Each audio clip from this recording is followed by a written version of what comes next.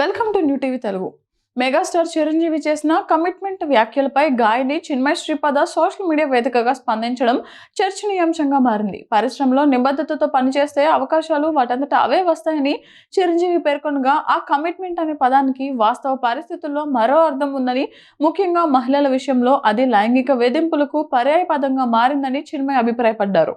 ఇటీవల మణిశంకర్ వరప్రసాద్ గారు cinema success event లో చిరంజీవి మాట్లాడుతూ, సినీ పరిశ్రమ అద్దం లాంటిదని, మనం ఎంత నిబద్ధతతో పనిచేస్తే అంతే ఫలితం వస్తుందని అన్నారు.